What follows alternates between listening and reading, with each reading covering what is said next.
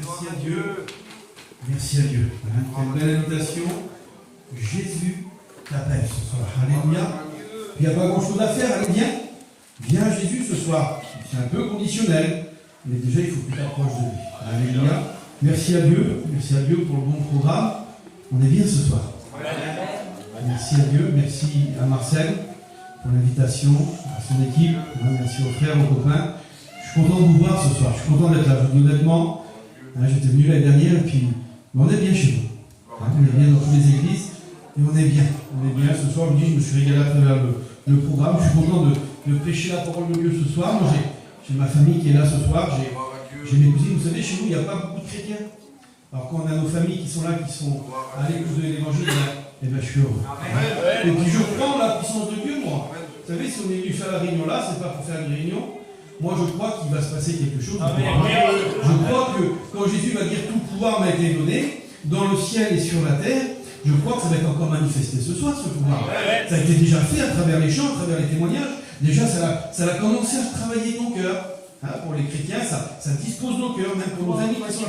Et on pourra dire ce qu'on veut, qu'on soit chrétien ou pas, la petite heure et demie qu'on vient passer à la réunion, on est bien.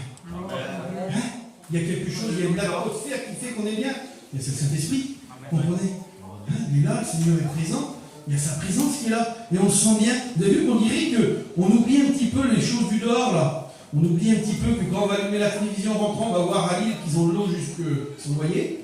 On va voir que là-bas, ils se tuent par les guerres. On va voir que là-bas, il y a encore un enlèvement. Que là-bas, il y a eu des meurtres. On ne voit que ça. On regarde le téléphone, c'est des mauvaises nouvelles aussi. On entend des mauvaises nouvelles. Et ici, on est là pour écouter l'évangile. En grec, je ne sais pas le dire. Ecclésio, je ne sais pas le dire. Il y en a certainement qui sont un petit peu plus férus que moi en grec. Je ne saurais pas le dire le mot comment il dit. Mais je sais que ça veut dire une bonne nouvelle.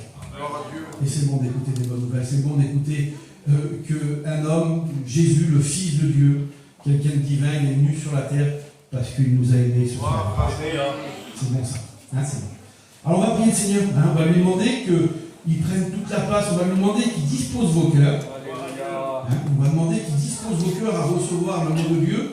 Vous savez, j'étais bien jusqu'à tout à l'heure. Il y a un Chinois dans la zone que je ne connaissais pas, qui est très bon. Un Chinois volontaire qui est très très bon.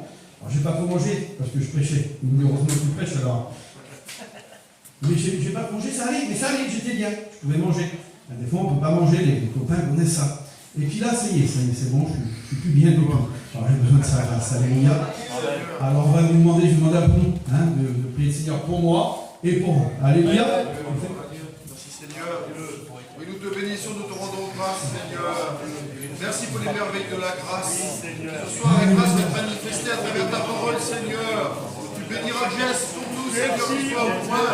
C'est lui que tu as choisi pour porter le conseil de ta parole. Et c'est ta parole qui va parler, c'est ta parole qui va bénir. Et toi, chaque cœur qui est venu là, Seigneur, qui reparte avec un trésor de ta parole.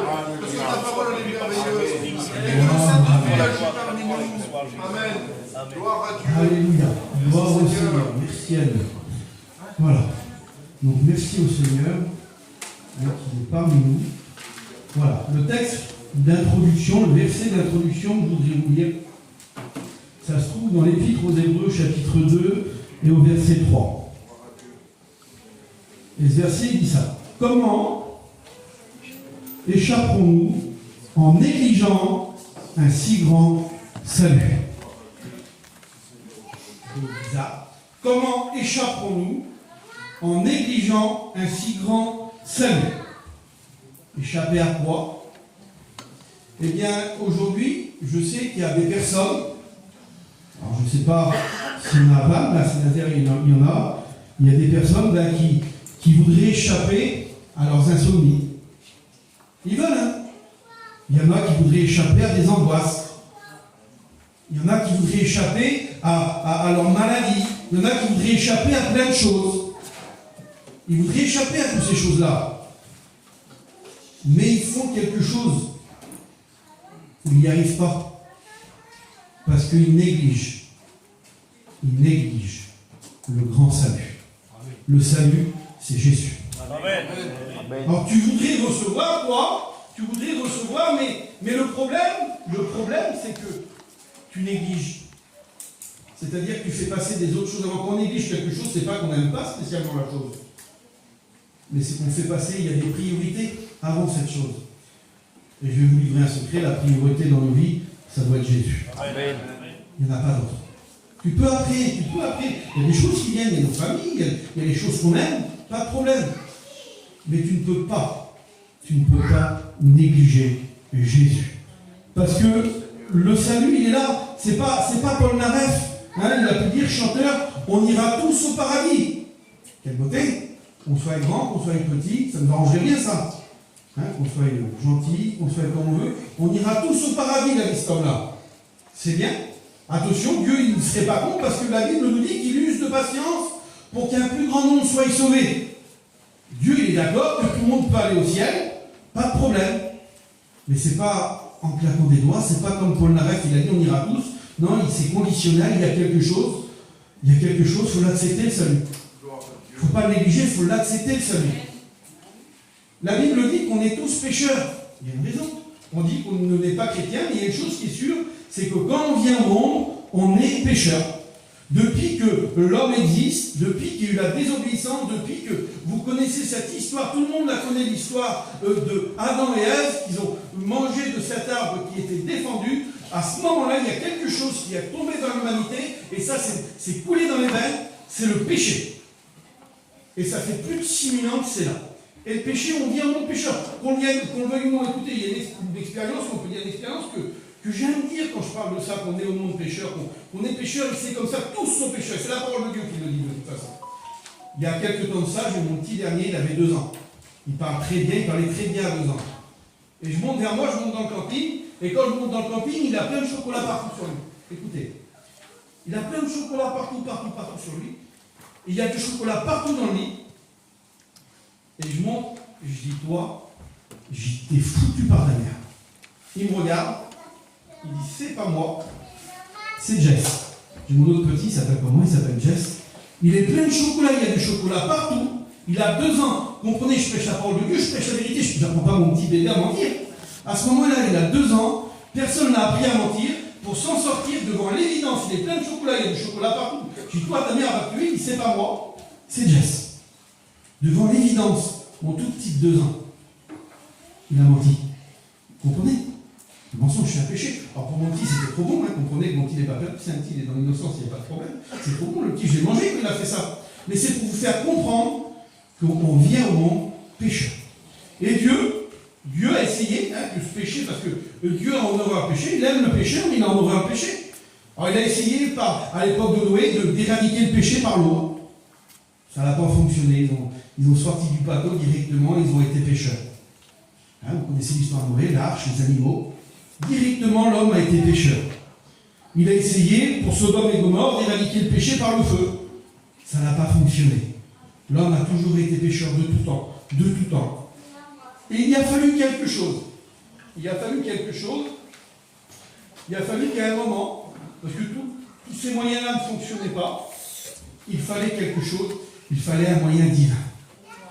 Pour éradiquer le péché, il fallait quelque chose de divin. Amen. Et à ce moment-là, on voit dans le livre d'Ésaïe, au chapitre 6 et au verset 8, Dieu il se pose une question, en vérité on dirait que, pourtant il est Dieu, et puis on dirait qu'il se pose une question, que ça le dépasse un petit peu, on dirait à Dieu à ce moment-là, qui enverrai-je? Qu'est-ce que je vais faire? Comment je vais faire? Ils sont pécheurs, et le péché là, ils l'ont dans les lèvres, je ne sais plus comment faire, on dirait qu'il dit Dieu à ce moment-là.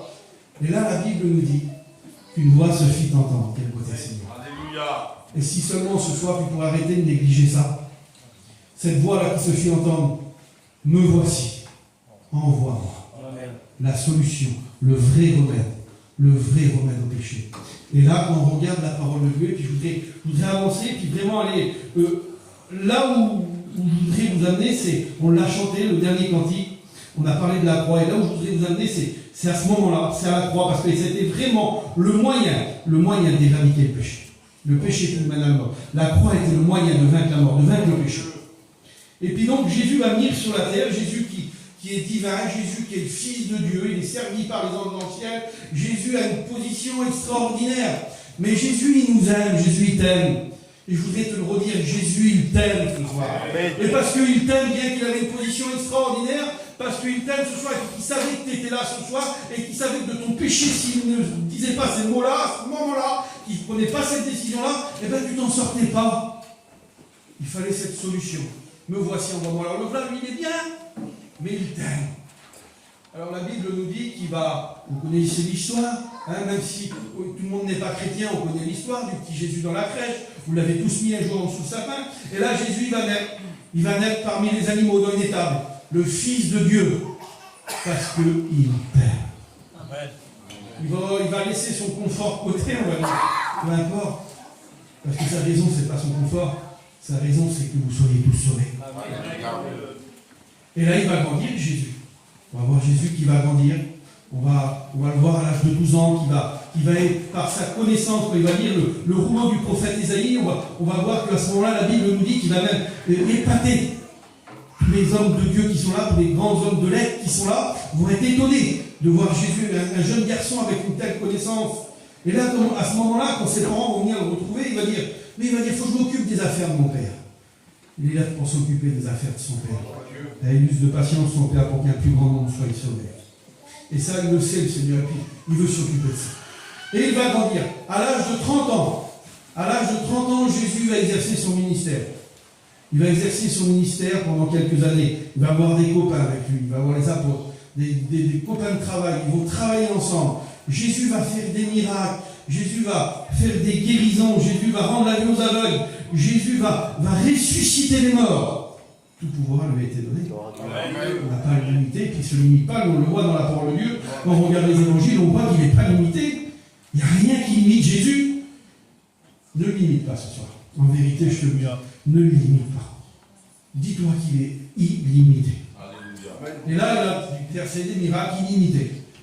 On va le voir. Et puis ça va commencer à déranger quand même. Il y a des hommes qui sont là et que ça commence à déranger. Et puis là, il y a un de ses copains. Il décide de faire quelque chose. Vous connaissez aussi l'histoire. Ce copain, il s'appelle Judas. Alors aujourd'hui, on ne se fait pas une insulte pour dire à quelqu'un qui, en rigolant, quand il atteint Judas. Son copain, il va décider pour un peu d'argent de trahir Jésus. Et là, quand il va décider de trahir Jésus, Jésus va être dans le jardin. Des hommes vont venir l'arrêter. Jésus, sur une parole, il va encore montrer qu'il est illimité. Il va encore montrer que s'il veut, il a tout pouvoir. Alléluia. Sur une seule parole. Et là, ils vont arrêter Jésus. Et si je veux vous expliquer cette histoire, c'est un récit, c'est pas une fable qu'on parle ce soir, c'est pas il était une fois, on parle de la parole de Dieu, on parle de la vérité, on parle de Jésus qui est venu pour nous, vous comprenez. Et si je veux vous expliquer cette histoire, c'est pour vous dire qu'il y a plus de 2000 ans en arrière, on va retrouver des gens autour de la croix à ce moment-là. À partir de ce moment-là, on va retrouver des types de personnages, des gens qui ont existé. Et c'est pour vous dire que la parole de Dieu, on le dit souvent, mais c'est vraiment une réalité, vous allez voir ce soir, qu'elle ne se démode pas. La parole de Dieu, elle est éternelle, elle est moderne. Vous allez comprendre pourquoi je dis ça. Vous allez comprendre pourquoi je dis ça. Là, à ce moment-là, ils vont arrêter Jésus, ils vont amener Jésus au centre des reins, et puis là, ils vont faire quelque chose, ils vont l'amener vers un homme. Et c'est là que, ça y est, on rentre, vous le retrouverez dans tous les évangiles. Cette histoire, c'est l'histoire de la croix, c'est l'histoire où il va commencer à aller voir Pilate, c'est l'histoire où on va retrouver vraiment, c'est l'essentiel en vérité. Parce qu'on a besoin de passer par. Ils vont amener Jésus devant cet homme donc, qui est gouverneur, c'est un Romain, il n'est pas de son peuple. Cet homme, il s'appelle Pilate. C'est un homme qui est influent, c'est un homme qui a du pouvoir. Il est gouverneur, il gouverne. C'est un homme qui a beaucoup de droits, qui peut décider de beaucoup de choses. Et là, donc Jésus qui dérange, ils vont l'amener devant cet homme, devant Pilate. Ils vont dire, voilà, on l'a trouvé, il agite le peuple, il dit des choses que ça nous... En vrai, ça leur plaît pas, eux, ils sont jaloux. Il dit des choses que ça ne nous convient pas. Alors on veut que tu le châties, on veut parce qu'il fait des mauvaises choses. En gros, c'est un petit peu ça, je ne vais pas vous lire toute la fin de l'évangile. Dans l'évangile de Luc, vous vous retrouvez vers le chapitre 23, mais je ne voudrais pas tout vous lire la fin de l'évangile de Luc, mais pour vous expliquer un petit peu la situation. Donc Pilate est là, les gouverneurs, ils amènent Jésus à Pilate, ils amènent Jésus à Pilate, ils veulent que Pilate, il châtie Jésus. Et là, Pilate, il va avoir une conversation avec Jésus. Son regard va se croiser avec Jésus. Et à travers cette conversation, et à travers son regard, il va comprendre que Jésus n'est pas ce qu'on lui reproche. il va comprendre que Jésus est plein d'amour. Il va comprendre que Jésus nous aime. Il va comprendre qu'il ne faut pas le négliger. Il va comprendre, Pilate. Il va comprendre. Alors il va discuter avec lui. Il va discuter avec lui. Puis en discutant avec lui, il va comprendre ces choses-là. Puis là, il retourne vers le peuple. Mais écoutez, il dit, j'ai discuté avec lui, puis je trouve pas tout ce que vous m'avez dit, je trouve pas trop ça en lui, moi. Et là, le peuple, il insiste. Il insiste, châtie-le, fais-lui du mal, crucifie-le. Et là, en parlant encore avec Jésus, il va comprendre quelque chose. Il va comprendre que Jésus, il est galiléen. Ah, là, il trouve un petit peu un superfuge, si vous voulez, il trouve un sauf-conduit. Il botte en touche. Hein, on peut dire ça. Il va dire, je sais ce que je vais faire en lui. Il se dit ça, puis là, il va l'envoyer chez Hérode. Il va l'envoyer chez Hérode comme ça, lui, il s'en débarrasse un petit peu. Il a trouvé que Jésus, ça va. Il a le pouvoir de faire des choses, mais allez, il s'en débarrasse. Il l'envoie chez Hérode. Jésus, c'est bien, mais pour les autres. On en trouve des comme ça aujourd'hui. Hein? On en trouve des personnes qui sont comme ça aujourd'hui. Jésus, c'est bien pour les autres. Non, non. Ah, il en avait besoin, lui. Ah oui, il buvait 4 litres de whisky par jour et puis il tapait sa femme. Ah, elle en avait besoin. Ah, il disait des vieilles paroles toute la journée, elle était sur les nerfs. Elle en avait besoin. Mais je vais te dire ce soir, tu as besoin de Jésus. Amen. Tu ne bois pas, tu n'es pas alcoolique, tu ne dis pas de parole, tu as besoin de Jésus quand même. Tous, pas d'exception, tous sont pécheurs et privés de la gloire de Dieu. Tous. Donc lui, c'est ce qu'il fait. Allez, Jésus, c'est bien pour les autres. Jésus va aller chez Hérode. Et là, Hérode, il va parler avec Jésus, ils vont se moquer de lui, ils vont lui faire des misères au Seigneur. Et puis après y avoir fait ces misères, il va le renvoyer chez Pilate. Allez, Jésus, c'est bien pour les autres. Et là, Pilate, encore en parlant avec Jésus, il est un petit peu, on voit que quand on lit la parole de Dieu, on voit qu'il est un peu dépassé, il est embêté, Pilate. Et là, il a une idée. Il a une idée parce que la coutume veut qu'à chaque fête, il relâche un prisonnier. Alors là, lui, dans son idée, ça y est, il a trouvé la solution. À cette fête, il va présenter un homme qu'on appelle Barabbas. C'est un meurtrier. Il est accusé de plein de choses. Un homme pas gentil, hein, c'est un brigand, Barabbas. Alors il dit, je vais proposer que je relâche Barabbas ou Jésus. Le peuple, lui, dans son idée, c'est ça, ils vont choisir Jésus. Comme ça, ça y est, c'est bon. On est tranquille, et puis Jésus pourra être relâché. Ah oui, je vous dis, il a croisé son regard à Jésus, lui. C'est compliqué pour lui à ce moment-là. Et après avoir laissé le choix le peuple va choisir de libérer Barabbas et de crucifier Jésus. Et là, Pilate, il va faire quelque chose. Il va se laver les mains. Il est neutre, il est suisse. Là, on dit, on est neutre, on est suisse. Et à ce moment-là, il va décider de se laver les mains, Pilate. Il va dire, moi, je me lave les mains du sort ce juste. Alors, si je vous pose la question, est-ce qu'on pourrait dire que Pilate, c'était bien? Est-ce qu'on pourrait dire qu'il a bien réagi? Hein, il a essayé, il a renvoyé Jésus ailleurs, on lui a renvoyé, il a essayé de dire au peuple, c'est bon, on va relâcher Jésus, ils n'ont pas voulu. Il a trouvé la solution en essayant de faire relâcher Jésus à la place d'un meurtrier, d'un brigand. Le peuple n'a pas voulu. On pourrait dire que Zinda, Barabbas, Pilate, excusez-moi, on pourrait dire qu'à ce moment-là, sa position à lui, elle n'est pas mauvaise. On pourrait dire, voilà, Zinda, il a essayé. Est-ce que d'après vous, sa position, elle était bonne? Eh bien, je vais vous dire, sa position à Pilate, elle était très mauvaise. Parce que Pilate, il avait le pouvoir. Il est gouverneur, s'il voulait, il avait le pouvoir de prendre l'autorité, de dire, moi, je relâche Jésus. Il avait le pouvoir, Pilate. Comme toi, ce soir, tu as un pouvoir. Tu as quel pouvoir? C'est dans la parole de Dieu. Tu as le pouvoir de devenir enfant de Dieu. La Bible le dit. C'est le seul pouvoir que tu as. Et à ce moment-là, lui, il avait le pouvoir de relâcher Jésus. Mais il ne l'a pas fait, il s'est lavé les mains. Alors on pourrait dire, oui, il a essayé. Non, parce que la Bible, elle dit ça. Hein? Zinda, Jésus, c'est bien, mais pour les autres, moi, je n'ai pas pris de position. Voilà, Pilate, on pourrait dire que c'est bien. Mais la Bible, elle me dit ça. Le Seigneur va dire ça, il va dire ça. Celui qui n'est pas avec moi est contre moi. Donc à ce moment-là, la position à Pilate, elle n'est pas bonne. En restant neutre. En disant Jésus, c'est bien pour les autres. En disant, c'est bien Jésus, mais pas pour moi. On est gentil, il n'y a pas de problème, on essaye. Mais on ne prend pas de position. À ce moment-là, Pilate n'avait pas pris de position, lui. Jésus, c'était bien pour les autres et puis il s'en est lavé les mains. Il avait le pouvoir de prendre une position, il ne l'a pas fait. Ce soir, tu as le pouvoir de prendre une position. Fais-le, je t'en supplie. Tu as le pouvoir ce soir. Tu as le pouvoir. Tu es autour de la croix ce soir, comme ces gens. Il a le pouvoir, il ne l'a pas fait, lui. Donc sa position, elle n'est pas bonne. Sa position, elle n'est pas bonne à ce moment-là, Pilate. Celui qui n'est pas avec moi, je te le répète. Il n'y a pas d'intermédiaire. Soit on est avec Dieu, soit on ne l'est pas. Celui qui n'est pas avec moi est contre moi. Et là, Jésus va partir pour Golgotha, pour être en croix. Et là, ils vont croiser un homme. Ils vont croiser un homme. Il s'appelle Simon. Simon de Cyrène. Cet homme, la Bible nous dit qu'il revenait des champs. Il n'avait rien demandé à personne, il travaillait, lui, il était là. Et ils vont lui faire quelque chose à cet homme. Ils vont lui imposer à cet homme de porter la croix de Jésus. Ils vont lui imposer. Il n'a rien demandé, lui. Ils vont lui inculquer ça. Ils vont lui imposer. Toi, écoute, Simon, tu reviens des gens, c'est bien, mais tu vas porter ça.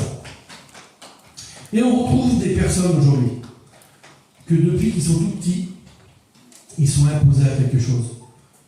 Ils sont inculqués à quelque chose. Moi, alors, je n'ai pas de ma famille ici, ce côté-là. Mais à Paris, j'ai mes petits cousins, quand je me suis converti, j'avais été jouer au ballon. À l'époque, je jouais au ballon, c'était marrant. J'avais été jouer au ballon, et puis quand je joue au ballon, je vois des copains qui sont là, puis je venais de me convertir, ça faisait un mois ou deux que j'étais converti. J'avais passé par les eaux du baptême.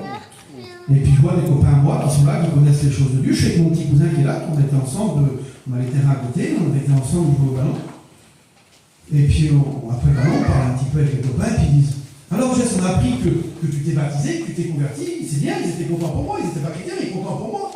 Et moi je dis juste ça, je dis oui. Je dis: j'ai choisi la bonne part, si vous sauriez comment c'est bon. Et là, il y a mon petit cousin qui est là à côté. Lui, c'est pas, il a rien contre moi, c'est dit, on est venus ensemble. Mais lui, depuis qu'il est tout petit, on lui a dit que les chrétiens, que les alléluia, c'est pas pour eux. On lui a dit que eux, ils sont catholiques non pratiquants. Excusez-moi, je ne veux pas parler de religion, et puis que tu sois bouddhiste, c'est très bien. Mais Jésus, c'est mieux. Bon, enfin, depuis qu'ils sont tout petits, lui disent que toi, nous, on est des catholiques non pratiquants ou non pratiquants, ce que tu veux. Et les alléluia, les chrétiens, c'est pas pour nous. Il lui a imposé ça, lui. Alors, dès que j'ai dit ça, dès que j'ai dit oui, c'est vraiment bien, j'ai choisi la bonne part, et si vous sauriez comment c'est bon. Dès que j'ai dit ça, ça lui a fait un coup de courant, lui. Il m'a regardé. Il dit: commence pas avec ça. Vous savez, je venais de me convertir. C'est bien, peut-être qu'on allait avoir une conversation à un moment ou à un autre. Il dit: commence pas avec ça. J'ai dit avec lui. Et jamais de la vie, si vous sauriez, c'est le meilleur garçon du monde. C'est un enfant, c'est un bébé. Jamais de la vie, on aurait parlé comme ça. Mais là, ça y a fait contact. Il dit: commence pas avec ça. Il dit: tu repars à pied. Il dit: tu montes avec moi. J'ai juste répondu au garçon. Il dit: non, mais il dit: commence pas avec ça, je veux pas t'entendre parler. Alors lui, c'est pas de sa faute, Zita, parce que depuis qu'il est tout petit, on lui dit: c'est pas pour nous, surtout. Si t'en parles, tu t'en vas, tu leur dis que tu veux pas savoir ça, c'est depuis qu'il est tout petit, lui. J'en suis sûr que si testerait de venir à une réunion qui recevrait cet amour là qu'on ressent ce soir, je suis sûr et certain qu'il pourrait se tourner vers lui. Mais lui, depuis qu'il est tout petit, on lui a imposé ça. On lui a imposé ça. Écoutez, ce soir, à la réunion, les frères, ils sont là toute l'année, ils font des réunions. Ils ne sont pas là pour vous imposer quoi que ce soit, pour vous inculquer quoi que ce soit. On est là pour vous proposer. Pas une religion, pas quelque chose pour dire d'être à la réunion, parce qu'il faut venir à la réunion, parce qu'il n'y a que vie et lumière qui sont sauvés. C'est pas comme ça, c'est pas ce qu'on veut vous imposer, nous. On veut vous faire rentrer en relation avec Jésus, pour t'arrêter de le négliger, pour que tu comprennes qu'il faut que tu l'acceptes pour accéder au salut, pour que tu puisses y échapper à tout ce que tu veux y échapper là. C'est ça qu'on veut te proposer, nous.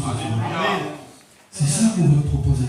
Et puis là, je passe vite, excusez-moi, il reste encore juste quelques personnages. Et là, ils arrivent, donc ce Simon-là qui est là, ils arrivent, là, ils marchent, et puis là, ils vont croiser des femmes. Allez, je vous fais la lecture. Luc, chapitre 23, verset 27. Et là, ces femmes, ils sont là, ils étaient suivis d'une grande multitude des gens du peuple, et de femmes qui se frappaient sur le torse et se lamentaient sur lui.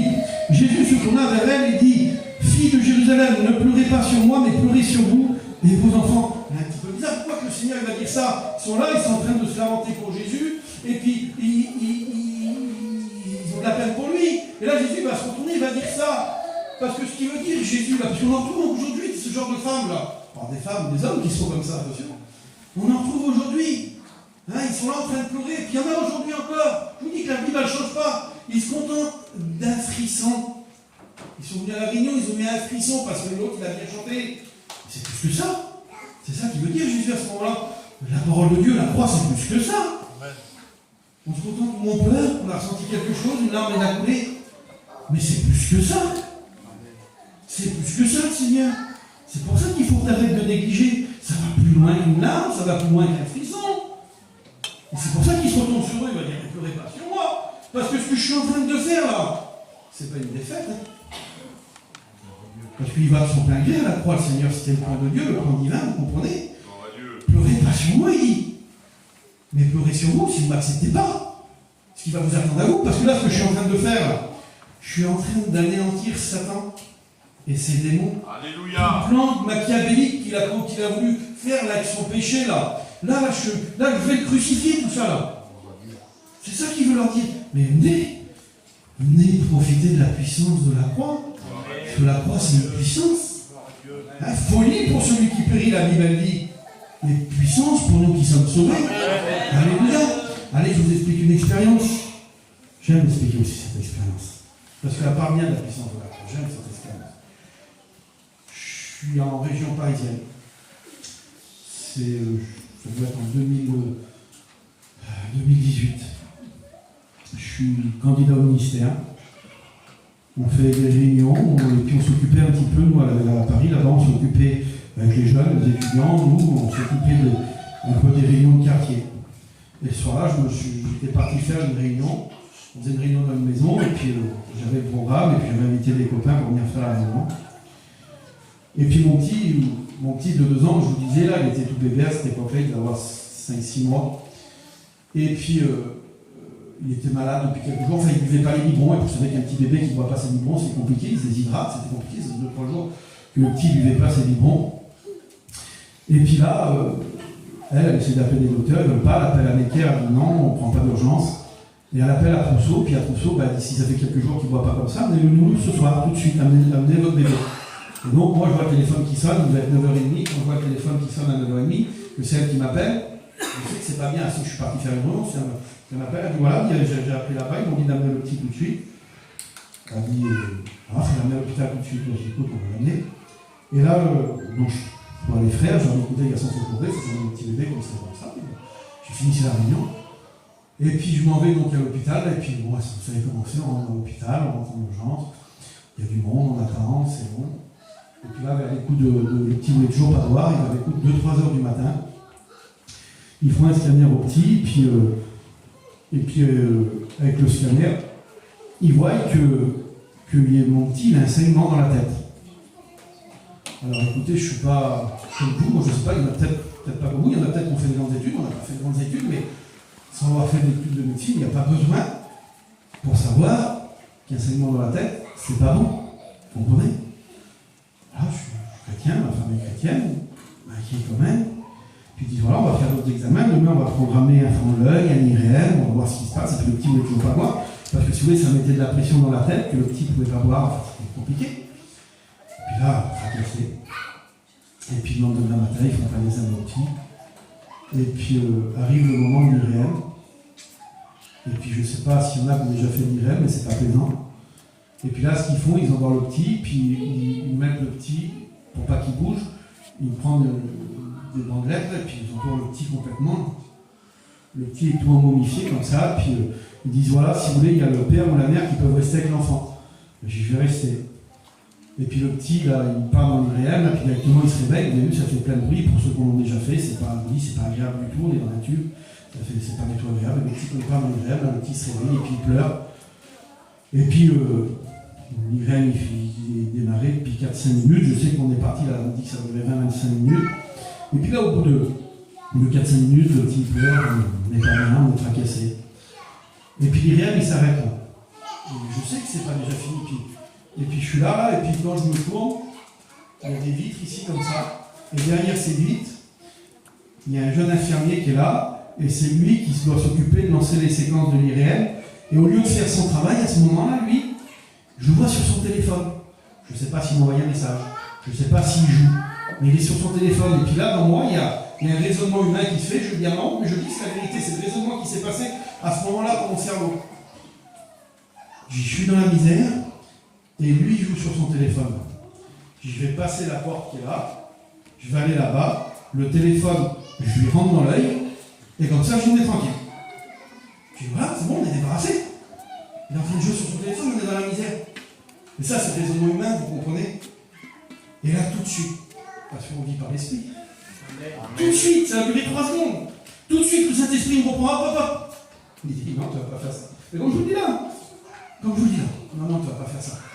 Tu vas prier pour ton fils. La dame, elle a dit que si pour assurer ton fils, tu pouvais le toucher. Prie pour ton fils. Je vais guérir ton fils. Je prie, je pose la main sur mon fils. Et je ne dis pas autre chose que ça, je n'ai pas dit une formule magique. Mais je dis Seigneur, je crois en ton nom. Amen. Je crois en la puissance de la croix. Amen. Seigneur, la puissance de la croix. Guéris mon bébé. Amen. Alors là, une assurance, c'est pour ça, s'il vous plaît, arrêtez de négliger. Si vous sauriez comment c'est bon, on ne dit pas dans une bulle, mais quand on passe des problèmes et qu'il est là, et qu'il met cette assurance. Et une assurance, ça tombe dans mon cœur, Seigneur.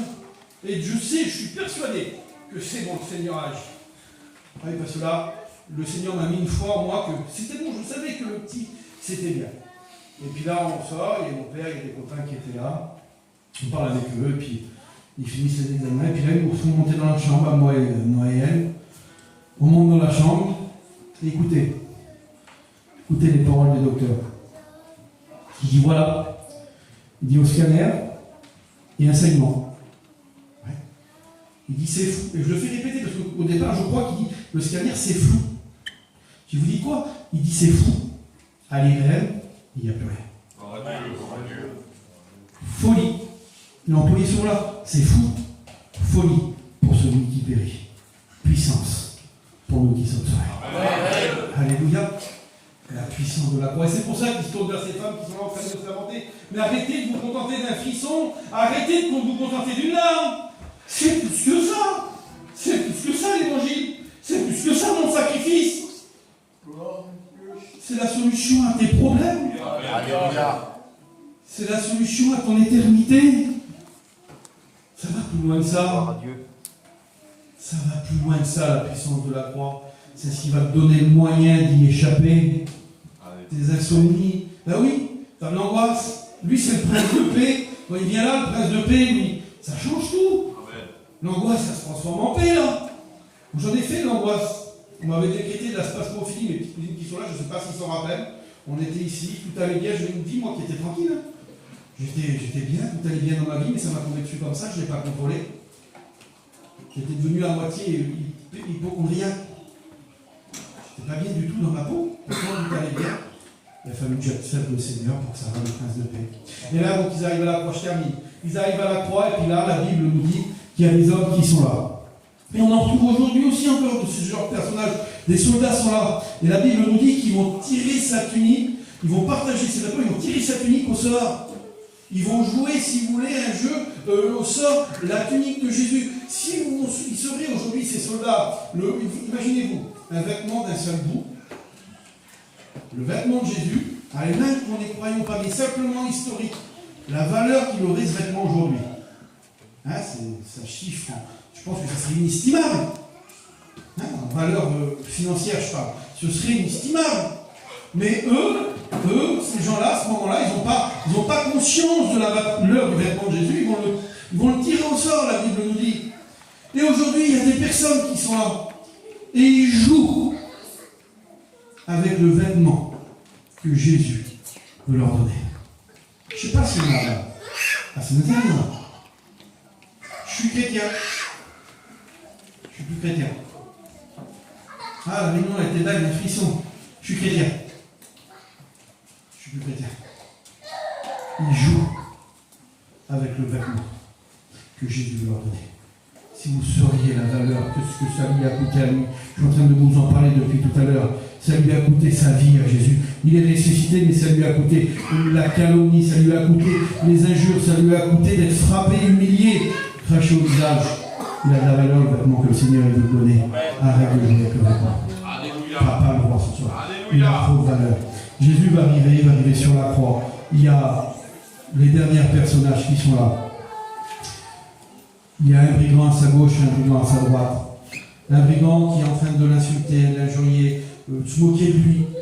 Et un qui va comprendre quelque chose. Et c'est l'attitude qu'il faut que tu aies ce soir. Il ne faut pas que tu aies l'attitude de Pilate, de dire je dois laver les mains, c'est bien pour les autres. C'est pas cette attitude-là qu'il faut que tu aies ce soir. Il ne faut pas que tu aies l'attitude de Simon de dire depuis que je suis tout petit, on m'a dit comme ça, je ne changerai pas d'avis. Écoutez, il y a une expression qui dit qu'il y a que les imbéciles qui ne changent pas d'avis. Je t'en supplie, viens goûter à l'amour de Jésus. Changeons ton avis ce soir. Peut-être que tu es comme ces femmes-là qui. Un petit frisson, c'est bien la réunion. Un petit frisson, ça va plus loin que ça. C'est pas la bonne attitude. Va plus loin. Va plus loin. Tu es peut-être comme ces soldats. Je suis chrétien, plus chrétien, chrétienne, plus chrétienne. Quand j'ai envie, quand j'ai pas envie. Ça a trop de valeur, il a trop de valeur, le salut. Et puis là, il y a ce brigand qui est là. Et puis lui, Seigneur, quelle attitude. Il se voit pécheur. Parce qu'il dit, nous, lui, il ne mérite pas. Lui, il ne mérite pas. Mais nous, on mérite. Il est repentant. À ce moment-là, il y a tout qui se fait là. Il y a la foi, parce qu'il a la foi en Jésus, il voit que c'est Jésus. Il comprend qu'il est juste. Et il est repentant. Il va dire, nous, on ne mérite pas. Bon, lui, il ne mérite pas, mais nous, on mérite. Et là, il va se tourner vers Jésus. Il y a la conversion en vérité. Il va dire, Seigneur, je t'en supplie, souviens-toi de moi. Et là, il va y avoir la réponse de Jésus. Quelle beauté. Ah oui. Et je te dis honnêtement, si ce soir tu as cette attitude-là, d'avoir la foi que Jésus est présent, d'avoir la foi si tu es repentant, que tu dis Seigneur, toi, toute ma misère, je suis né pécheur, je veux m'en sortir de ça.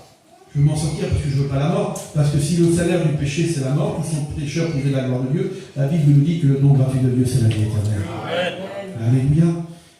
Et là, il va se tourner vers Jésus, il va lui dire Seigneur, souviens-toi de moi. Et le Seigneur, il va dire je te le dis aujourd'hui même, tu seras avec moi dans le paradis. Amen. Si ce soir tu voudrais te tourner vers Jésus et lui dire Seigneur, je suis là, il y a un petit Seigneur, comme ce brigand là. Seigneur, je suis là, souviens-toi de moi. Je te dis honnêtement, aujourd'hui, et je le dis avec foi, puis je peux le dire avec la parole de Dieu, ton nom peut être inscrit dans le livre de vie. Aujourd'hui. Pour l'éternité. Comme je disais tout à l'heure, il n'y a pas de palier. Hein, vous savez, je le dis souvent, moi ça. Aujourd'hui on joue à la PlayStation, je joue à un jeu de ballon, facile, très facile, pro, super pro. On peut choisir si vous voulez. Mais l'évangile, c'est pas comme ça. C'est près de Dieu, loin de Dieu. Le paradis, l'enfer. Vous comprenez? Alors si tu pouvais lui faire ce petit geste, Seigneur, souviens-toi de moi. Alléluia. Que mon nom puisse être inscrit dans le livre. Amen. Écoute, à ce moment-là, il va se passer quelque chose. Même le soleil va s'incliner. La Bible nous dit que le ciel va s'obscurcir. Même le soleil va s'incliner. Les rochers vont être fendus. Un rocher, c'est quelque chose. Je crois que le Seigneur ce soir peut briser ton cœur. Amen. Alors je ne sais pas quelle attitude tu veux choisir ce soir. Le troisième jour, il est ressuscité, il est présent. Si tu peux lui faire ceci, Seigneur, souviens-toi de moi. On prie le Seigneur. Maintenant, cette prière, dis-lui, Seigneur, je suis là. Arrête de me négliger ce soir.